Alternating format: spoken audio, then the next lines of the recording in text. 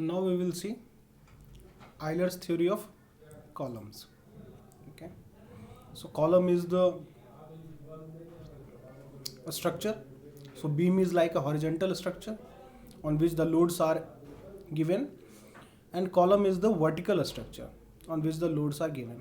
Okay, so beams are horizontal one and columns are the vertical one. Okay, both bear load.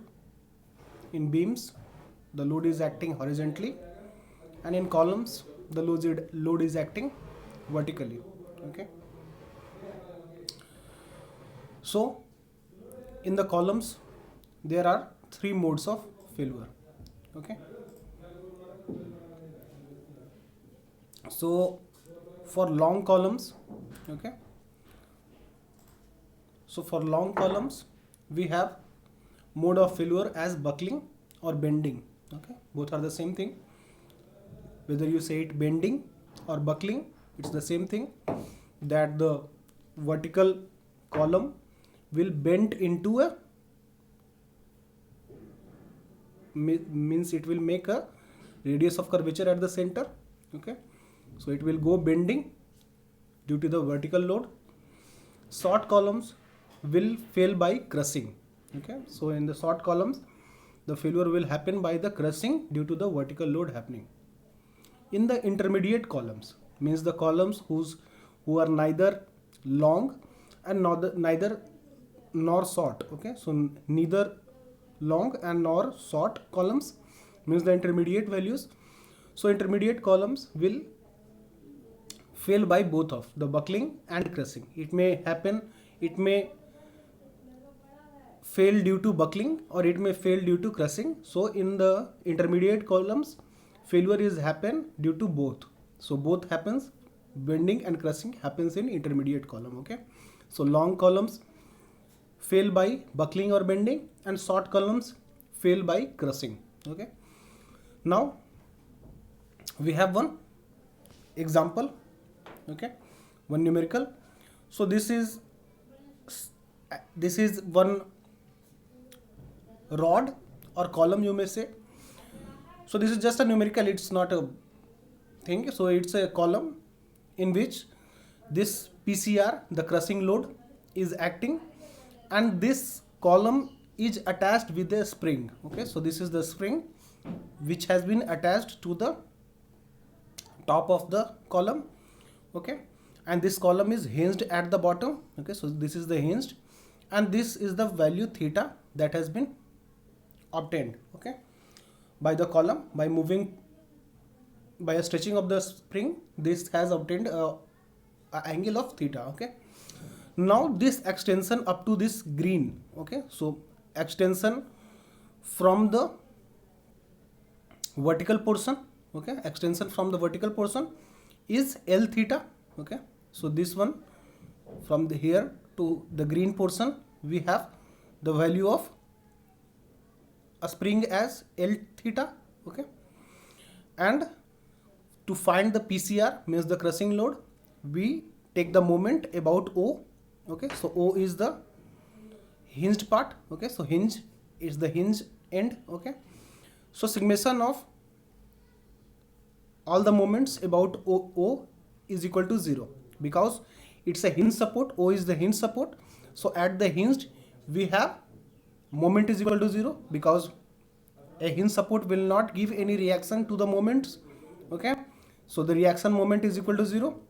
Of all the loads that you will apply, hinge will not give any reaction to the moment, means it will not give any moment reaction because it will allow the movement of the joint. Hence at the hinge we don't face any bending moment. Okay, so summation of M at O is equal to 0. Okay, so taking PCR, moment due to PCR is equal to PCR into L theta and minus of KL square theta. Okay, so K is the spring constant, L theta is the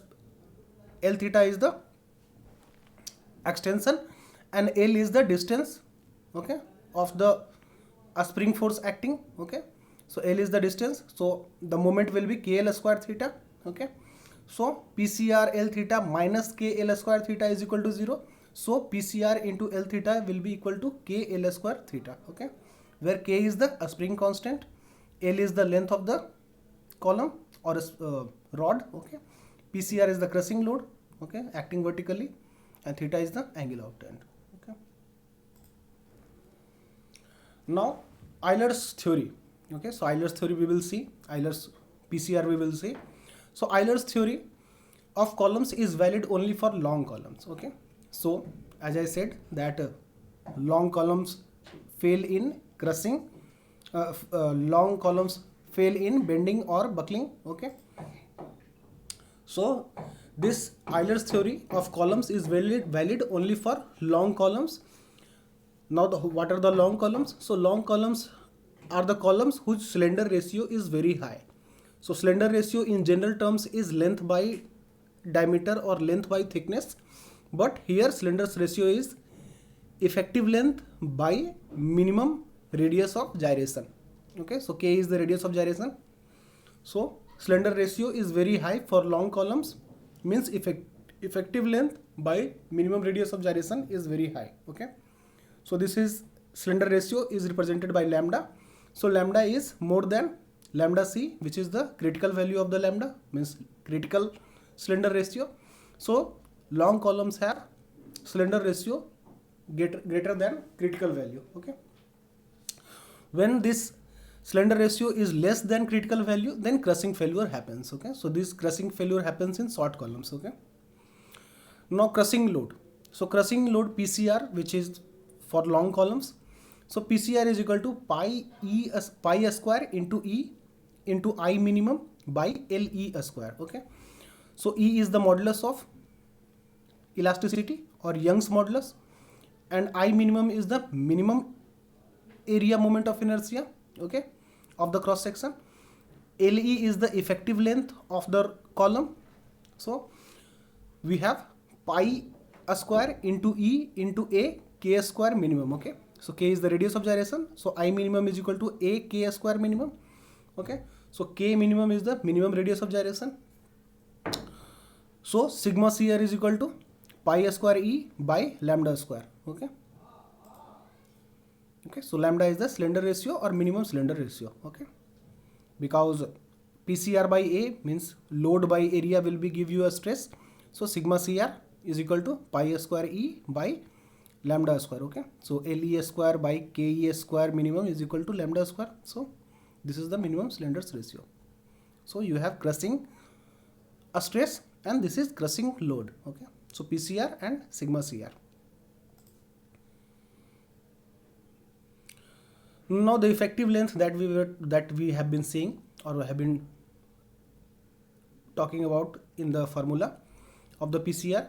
So this effective length is different for different supports. Okay, so if the column has both supports as hinged, okay, so if the both support of the column are hinged, then effective length will be equal to the length of the column. Okay, now if one end of the rod is fixed, of the column is fixed, okay, and another end of the column is hinged, then effective length will be equal to L by root 2, means the length of the column by root 2. Okay, now if the both ends of the column are fixed, okay, so if the both ends of the columns are fixed, okay, then effective length will be equal to L by 2. Okay, so L is the length of the column and by 2 effective length will be L by 2. If the one end of the column is fixed and the other end is free, then effective length will be 2 into L. So L is the length of the column and effective length will be 2 into the given length of the column. Okay, now this is one example that this is the column in which one end is hinged, another end is fixed. Okay, and in between we have provided another hinge support. Okay, so we have made this column and given this hinge support at here. Okay, so by giving this hinge support, this column is laterally restrained here. Okay, and the column now behaves as a two columns. Okay, so upper part will behave like both ends hinged. Okay, so this is hinged part and this is hinged part, so upper part has both ends hinged and the lower part has one end fixed and one end hinged. Okay, so one end will be fixed and one end will be hinged. Hence the effective length for upper part will be equal to 2L by 3, because when both ends hinged, effective length is equal to L, means the length of the column. So here both ends are hinged. Okay, both ends are hinged, hence LE is equal to 2L by 3, which is the length of the column. Okay, when both ends are hinged, it's 2L by 3, and when one end is hinged and another end is fixed. Okay, so one end is fixed and another end is hinged, then effective length will be equal to L by root 2. So L is L by 3 here, so 1 by root 2, okay, has been multiplied into the L by 3. Okay, so effective length of the lower part will be 1 by root 2 into L by 3. Okay, now we will have one relation between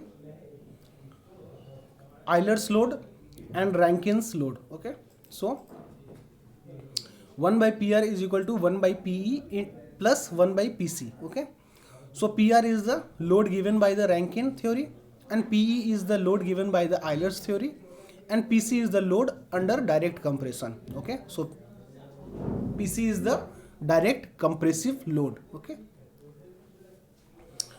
now we will see one question. Okay, so in this question, or this is just not a question, it's a concept. Okay, so maximum lateral displacement of column. Okay, so how much that the column under the load PCR will deflect from the lateral position. Okay, so E will be the lateral position which it will move. Okay, so this is E.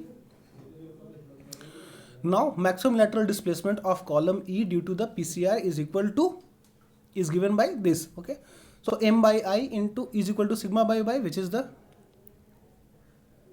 equation of bending. Okay, so this is the equation of pure bending.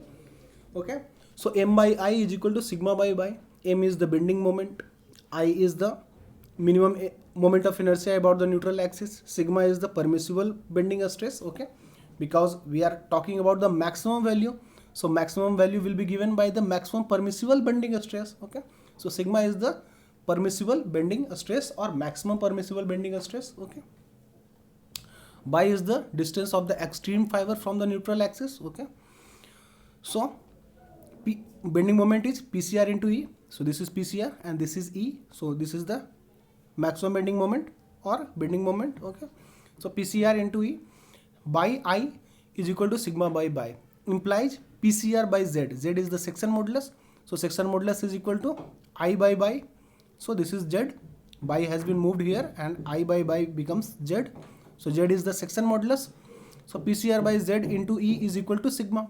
Okay, so from here you can find the maximum lateral displacement of the column E. Okay, so E can be found using this equation.